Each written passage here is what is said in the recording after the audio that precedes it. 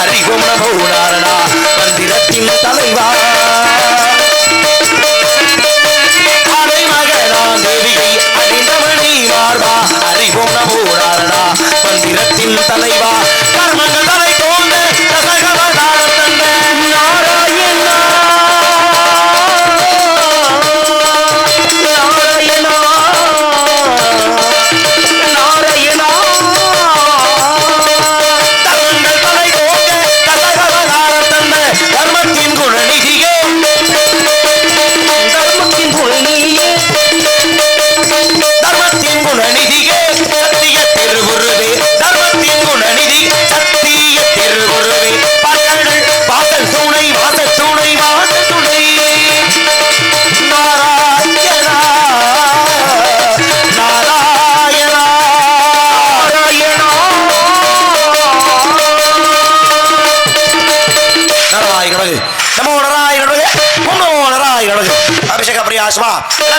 விஷ்ணு புத்திரபிரியா சூர்யா கரிபிரியா கந்தா கலகப்பிரியா நாராயணன் பட்டத்தை பெற்றவன் நான்.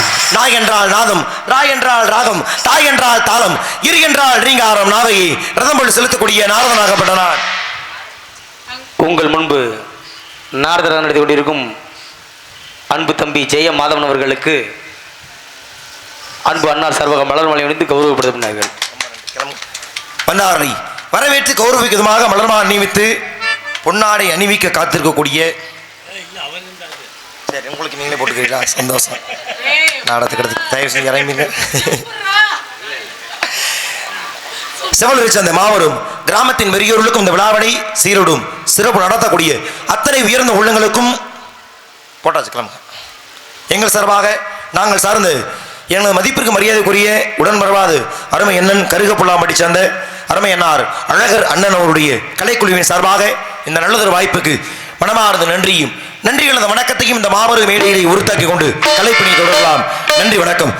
வைகுந்தம் சென்றி அங்கு வச்சா குருமா பராகா வாமனா நரசிம்மா பரசுராமா ராமா பலராமா கண்ணா கல்கி என்னும் 10 அவதாரத்தை கதாநாயகன் எனது பாட்டன் 12ஆம் மணி பணிந்து கீழே சென்றேன் உலகலாம் உணர்ந்து ஓதற்கு அரியவன் நிரவலாகிய நீர்மணி வேணியன் அணையில் சோதியன் அம்பலத்தாடுவாள் மன சிலம்படி வாழ்த்தி வணங்குவோம். திருநீரேட்டார் யார் கட்டார் சிவனை மறந்தார் யார் வாழ்ந்தார் என்பதற்கிழங்கு எம்பெருமான் சிவபெருமானையும் அணிந்து கழகம் தேடி இந்த உலகினை வளம் வரக்கூடிய நேரத்திலே ஒரு நாள் ஒன்றுக்கு ஒரு இடத்தில் தங்கினாலும் ஒரு நாள் ஒன்றுக்கு ஒரு கழகம் செய்யாவிட்டாலும் என் சிரமாகப்பட்டது 1008 சுக்கராக வெடித்து செல்லும் என்று என் அண்ணன் தக்கனை சாபத்திற்கு 1008 சுக்கராக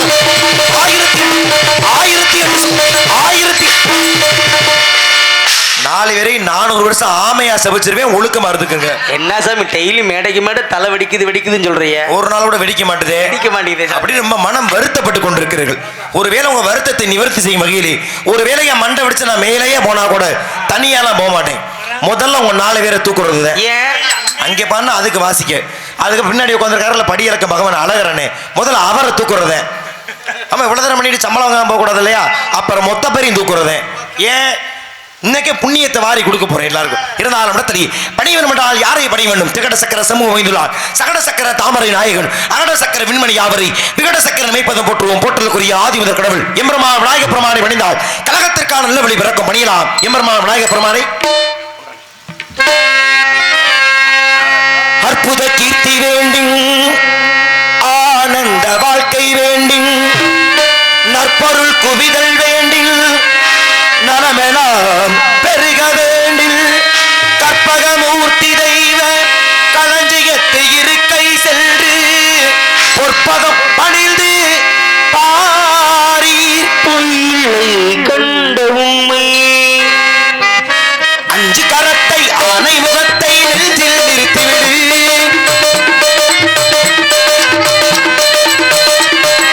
5 கரத்தை ஆனை முகத்தை நெஞ்சில் நிறுத்திவிடு ஒரு சந்தனம் என்பது கொண்ட முகில்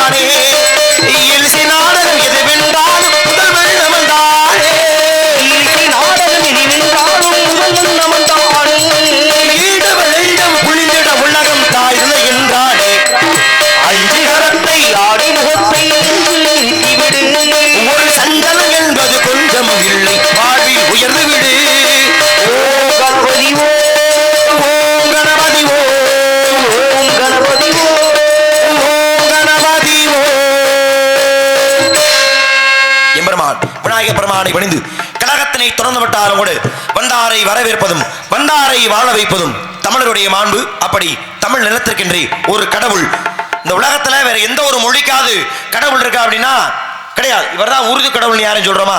இல்ல இவர்தான் பெங்காலி கடவுள் யாரும் சொல்றோமா? ஆனா தமிழ் கடவுள் என்றால் எம்பெருமான் முருகப்பெருமானை குறிக்கும். இப்ப எத்தனை கடவுள் இருக்காரு, சிவன் இருக்காரு, மகாவிஷ்ணு இருக்காரு, விநாயகர் இருக்காரு, ஆனா யாரையும் சொல்லல இந்த மொழிக்கு இவர் தான் கடவுள். அதுக்கெல்லாம் என்ன காரணம்னா, இப்ப நீங்க மதுரையில இருந்து வர்றீங்க, இப்ப மதுரைன்னு சொன்னா உங்களுக்கு என்ன ஞாபகத்துக்கு வரணும்? மதுரைன்னு சொன்னா அன்னை மீனாட்சி. ஏன்னா ஆண் தெய்வத்துக்கு முக்கியத்துவம் கொடுத்துக்கப்பட்டு அமைக்கப்பட்ட ஆலயங்கள் நிறைய. தில்லை நடராஜரா இருக்கட்டும், காசி விஸ்வநாதரா இருக்கட்டும், இப்படி ஆண் தெய்வத்தை முன்னிறுத்தி அமைக்கப்பட்ட ஆலயங்களுக்கு மத்தியில ஒரு பெண் தெய்வத்தின் பெயரான, ஏன்னா இங்க சொக்கநாதர் இருக்காரு. யார் எங்கேயா போனீங்கன்னா சொக்கநாதர் கோயில் போறோம் சொல்றோமா? இல்ல, மீனாட்சி அம்மன் கோயில் போறோம். அப்ப அன்னை மீனாட்சியின் பெயரால் ஒரு பெண் தெய்வத்தை மையப்படுத்தி முன்னிலைப்படுத்தி அமைக்கப்பட்ட ஒரு ஆலயம் மதுரை மீனாட்சி அம்மன் ஆலயம். மீனாட்சிக்கு அடுத்தபடியாக என்ன தெரியுமா ஞாபகம் வரணும்? சங்கம் வைத்து தமிழ் வளர்த்த பெருமை அது மதுரையை மதிக்கொண்டு. உங்களுக்கு எங்களுக்கு ஒரு ஒற்றுமை இருக்கு. சங்கம் வச்சு தமிழ் வளர்த்தின ஊரு மதுரை. அதே தமிழ் தாய்க்கு கோயில் கட்டின ஊரு அது எங்க ஊர் காரைக்குடி.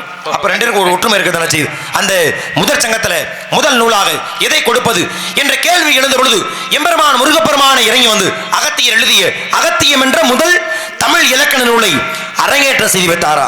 ஒரு மொழிக்காக ஒரு கடவுளே இறங்கி வந்திருக்காருன்னா அவரை சொல்லாம யாரை சொல்ல போறோம்? அத்தனை சிறப்புக்குரியவர் எம்பெருமான் முருகப்பெருமான். அருவம் உருவமாகி அனாதையாய் பலவாய் ஒன்றாய் பிரம்மமாய் இரண்ட சோதி பிடமதுரை மேனியாகி கருணைக்கிற முகங்கள் ஆறும் கரங்கள் படிரெண்டும் கொண்டே ஒரு திரு முருகன் வந்தான் உதித்தன உலகமைய போற்றலுக்குரிய முருகப்பெருமானை பணிந்து கழகத்தை தொடரலாம். நாராயணா.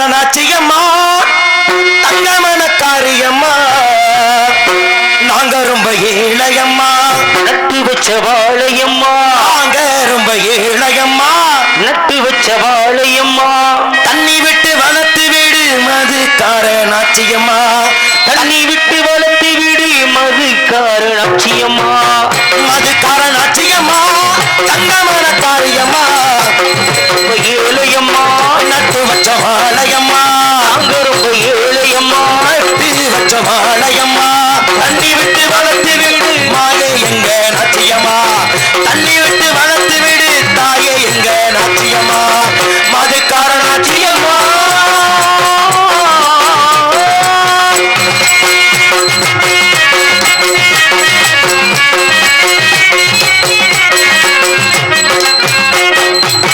பாசமுள்ள சனங்க பக்க வரும் பார்த்து சொல்லு என்னைக்கு நல்ல வரும் பாசமுள்ள சனங்க பக்க வரும் வாதிக்கங்க இன்னைக்கு நல்ல மீனும் உன்னை எனக்கு பேரு எடுக்க நாச்சியம்மா உன்னை வேண்டிக்கிட்டோம் உன்னை எனக்கு பேரு எடுக்க நாச்சியம்மா உன்னை வேண்டிக்கிறோம் இது செவலூர் வம்சம் நல்ல வீரமான அம்சம் இது சேலையூர் அமுசம் நல்ல வீரமான அமுசம் இது கண் பாரம்மா என் தாயம்மா உன்னோட தொணக்காமி மது காரணாச்சியம்மா தங்கமன காரியம்மா நாங்க ரொம்ப ஏழையம்மா நட்டு வச்ச வாழையம்மா தண்ணி விட்டு வளர்த்து வீடு தாயே எங்க நாச்சியம்மா தண்ணி விட்டு வளர்த்து வீடு மது காரணாட்சியம்மா மது காரணாச்சியம்மா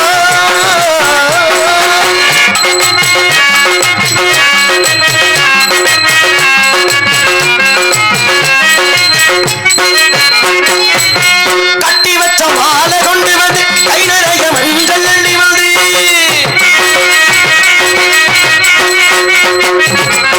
கட்டி வச்ச மாலை கொண்டு வந்து கை நிறைய மஞ்சள் அள்ளி வந்து போட்டு ரசிப்போம் பூசி மகிழ்வோம் நாச்சியாத்தா உன்னை வேண்டிக்கிட்டு வயல்வோம் பூசி வயல்வோம் நச்சியப்ப உன்னை நம்பிக்கிட்டு இது பொன்னா விளையும் பூமி நீ கண்ணால் காக்கிற சாமி இது பொன்னா விளையும் பூமி இது கொண்டு காக்கிற சுவாமி இது கண் பாரம்மா என் தாயம்மா உன்னோட தொணக்காமி மது காரணாச்சியம்மா தங்கமான காரியம்மா நாங்க ரொம்ப ஏழையம்மா வச்ச வாழையம்மா நாங்க ரொம்ப ஏழையம்மா நட்டு வச்ச வாழையம்மா தண்ணி விட்டு வளர்த்து விடு தாயே எங்க நாச்சியம்மா தண்ணி விட்டு வளர்த்து விடு தாயே எங்க நாச்சியம்மா மது காரணாச்சியம்மா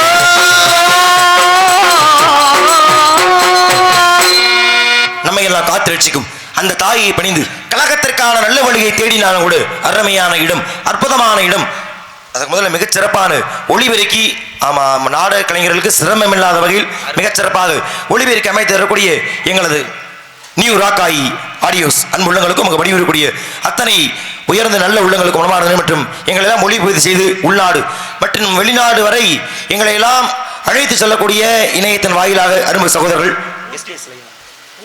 எங்களது அருமை சகோதரர்கள் SKS லைவ் அன்பு ஒளிப்பதிவு நிறுவனத்தாக பணியக்கூடிய உடம்பாவத சகோதரர்களுக்கும் உணமார்ந்த நன்றியும் வணக்கத்தையும் தெரிவித்துக் கொண்டு இடத்தை கவனித்தால் ஏதேனும் சத்தம் கேட்கின்றதாக கவனிப்போம் நாராயணா ஆலோலம் சோ ஆகா என்ன ஒரு இனிமையான காணம் தேடி சென்றாலும் இது போன்ற ஒரு காணத்தை வேறெங்கும் காண முடியாது அலங்கார பூசணம் ஆடம்பர விக்கிரகம் பத்தரை மாத்து பசுமொன்னால் உருக்கி வார்த்து அமைக்கப்பட்ட எழில்மிகு சித்திர பதவி என்பார்கள் குயில் கூட தன் குரலை இந்த பெண்ணிடத்தில் தான் குறையாக பெற்றிருக்குமோ என்ற சந்தேகத்தை ஏற்படுத்தக்கூடிய வகையில் அருமையாக ஆலோசு பாடும் இந்த பெண்ணை வர்ணிப்பதற்கு முன்பாக தாய்மையை போற்றாது எந்த ஒரு காரியமும் நிறைவேறியதாக எந்த ஒரு புராணமோ சரித்திரமோ இதிகாசமோ ஏதும் கிடையாது ஏன் இதிகாசத்தில் கூட மகாபாரத கதையிலே மிகப்பெரிய கற்பகரசியாக விளங்கியவள் காந்தாரி ஏன் தான் திருமணம் வணங்கிய ஒரு கணவன் திருதராசனுக்கு கண் தெரியாது என்று தெரிந்த உடனேயே அவளும் கண்ண கட்டிட்டா ஒருவேளை கண்கட்ட அவிழ்க்காமலே இருந்திருந்தா அப்படின்னா அவ புகழ் இன்னும் பரவி இருக்கும் ஆனா கண்கட்ட அவிழ்த்துட்டா ஏன்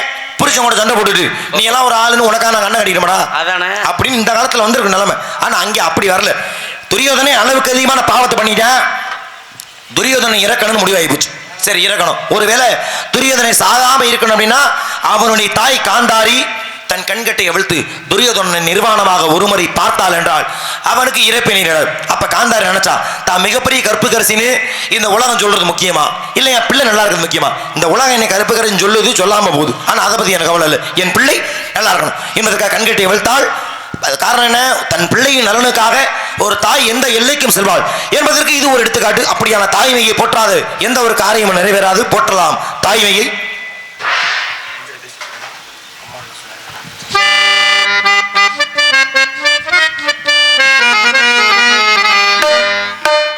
அம்மா நான் சும்மா இல்லடா, அவ இல்லேன்னா யாரும் இல்லடா,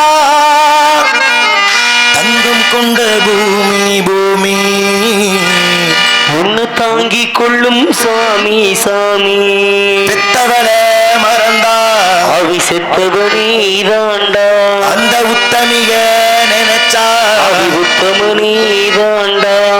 அம்மா அண்ணா சும்மா இல்லடா, அவ இல்லைன்னா யாரும் இல்லடா, தங்கம் கொண்ட பூமி பூமி உன்னை தாங்கி கொண்ட சாமி சாமி, பெத்தவள மறந்தா அவி செத்தவனே தாண்டா, அந்த உத்தமிய நினைச்சா அவி உத்தமனே தாண்டா. அம்மா அண்ணா சும்மா இல்லடா, அவ இல்லைன்னா யாரும் இல்லடா.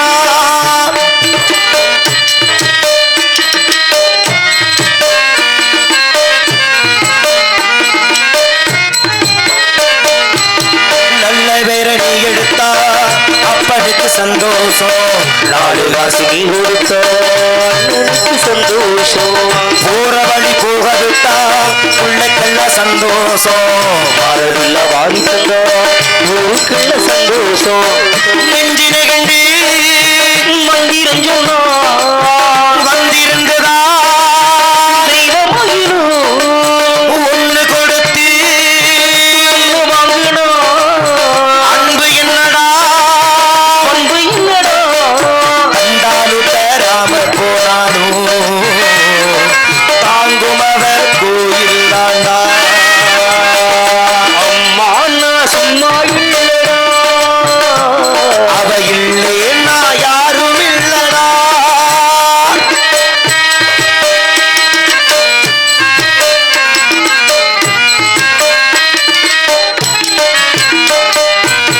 ராவு பகல் கண் முழிச்சு நாடு ஒன்ன பார்த்திருப்பா, ஆறாறு வாடு வச்சு தங்கடியும் தூங்க வைப்பா, பிள்ளைகளை தூங்க வச்சு கண்ணுறக்க தள்ளி வைப்பா, பிள்ளைகளை ஒன்று வச்சு உள்ள சாத்திடுவா, கொஞ்சம் பசிச்சா நெஞ்சு ஹோலிக்கும் தாய் உரத்தா அன்பனவனே சாமி கிட்டத்தா உன்னை நினைச்சு வேண்டி இருக்கும்.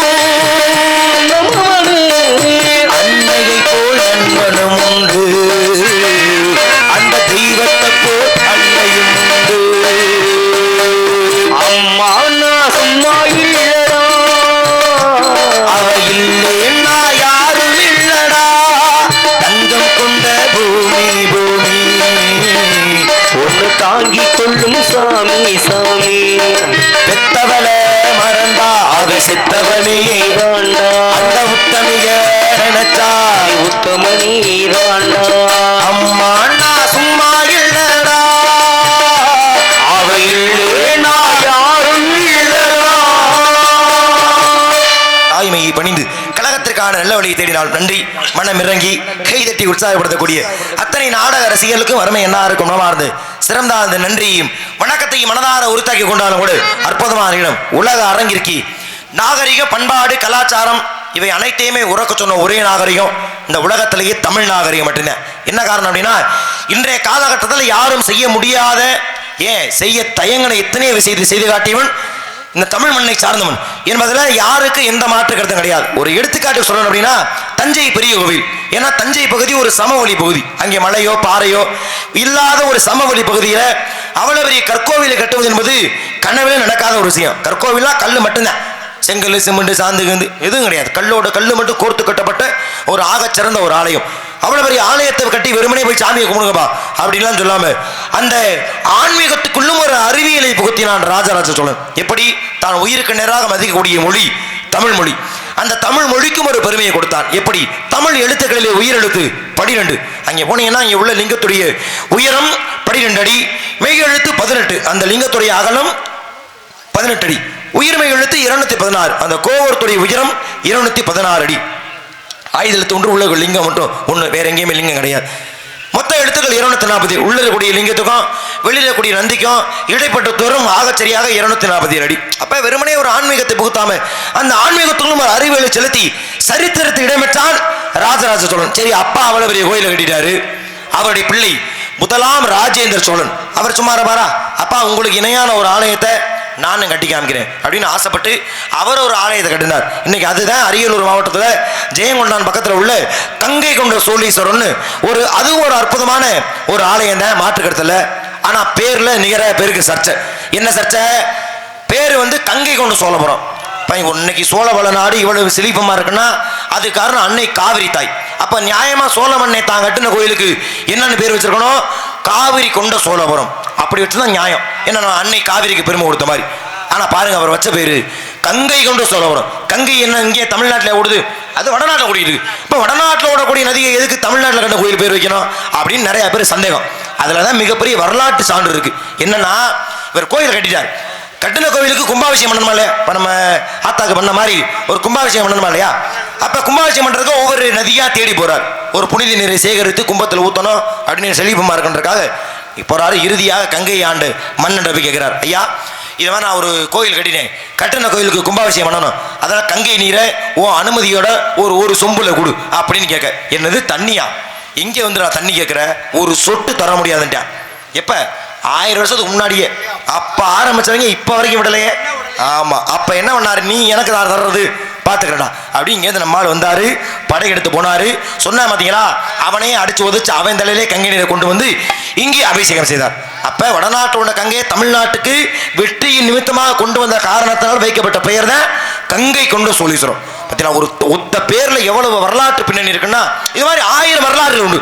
அப்படியான ஒரு அற்புதமான இடத்தை வர்ணித்தால் 1000 நாவுகள் படைத்த ஆதிசேஷனாலும் கூட இந்த இடத்தையோ இந்த இடத்தின் மகிமையோ இல்லை இங்கே வசிக்கூடிய பெருமையை பற்றி கூறுவது என்பது இயலாத காரியம். அப்படி இருந்தாலும் ஒருமுறை இங்கே ஆளலோசு என்று காணப்பாடும் பெண்மணியாலை ஒருமுறை வர்ணித்து விட்டு பிறகு நடக்க வேண்டிய காரியத்தை கவனிப்போம். நாராயணா.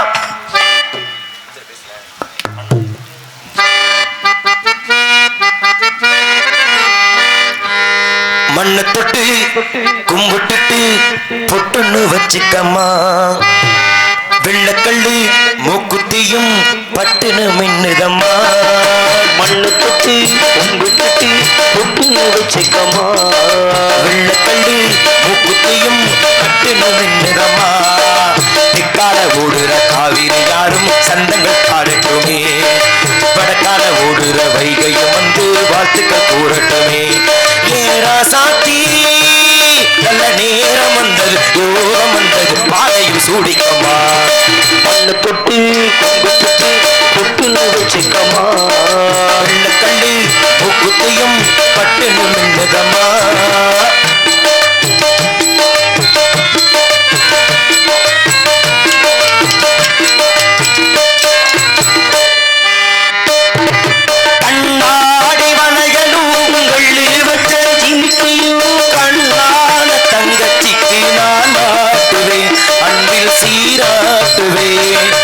அம்மானி குமரியாய் ஆனாலு குழந்தையாய் என்னாலும் நான் எடுத்து சீராட்டுவே, அன்பில் தாளாட்டுவே. தானே புல்லாக்கு மூக்கோடு தாளாட, புண்ணானே நூலாக்கு காதோடு கூத்தாட, நெத்தி பொட்டு பூவோடு நீ வாழணும், நித்த நித்த நல்வாழ் நான் பாடணும். மண்ணு தொட்டு கும்பிட்டுட்டு பொட்டுன்னு வச்சுக்கம்மா, வெள்ளக்கல்லு மூக்குத்தையும் பட்டுன்னு மின்னுதம்மா.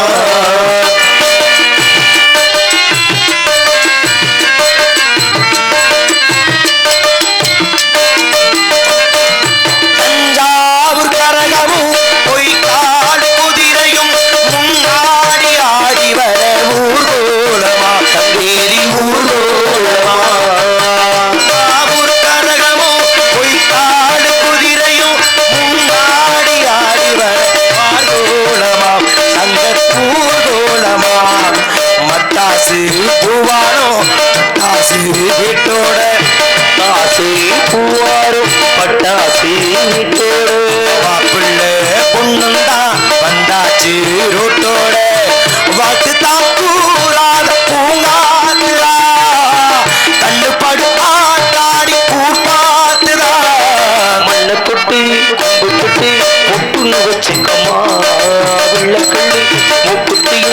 பட்டுன்னு நின்னுதம்மா. பூவடி அவ பொன்னடி அதை தேடி போகும் தேனி தீனடி அந்த திருவடி இவ தேவலோகராணி தாழ பூவு வாசம் வீசும் வேணியோ இவ ஏழு லோகம் பார்த்திடாத ஜோதியோ. ரத்தின கட்டின பூந்தேரு உங்களை படுத்ததாரு இன்னைக்கு வயசு மூவாறு என் சொல்லு படிக்க பாரு இது பூவோ பூந்தேரோ அரைச்ச சந்தன மணக்கு குங்குமம் அழகு நெத்தியிலே ஒரு அழகு பெட்டகம் புதிய புத்தகம் சிரிக்க பந்தலிலே. ஒரு சந்திரன் வந்தது போல் ஒரு சுந்தரி வந்து ஒரு மந்திர செஞ்சது போல் மாயங்கள் கண்டது. பூந்தேனோ அரைச்ச சந்தன மணக்கு குங்குமம் அழகு நெத்தியிலே ஒரு அழகு பெட்டகம் புதிய புத்தகம் சிரிக்க பந்தலிலே வர்ணத்தால் வர்ணிக்கலாம் 1000 பாட்டுகளை கூட அடுக்கடுக்காக வர்ணிக்கலாம். காலதாமதம் காரியத்திற்கு காலமிருந்து நன்றி கைதட்டி உற்சாகப்படுத்தக்கூடிய அத்தனை நாடக ரசிகர்களுக்குமே என் சார்பாக நான் சார்ந்த அருமையன்னார் அழகர் அண்ணனுடைய கலை குடும்பத்தின் சார்பாக சிறந்த நன்றியை தெரிவித்தால் கூட சந்திக்க வேண்டிய ஆட்களை விரைவாக சந்திக்க வேண்டும் யாராக இருக்கலாம் என்று சிந்தித்து பார்த்தால் யார் இவள்?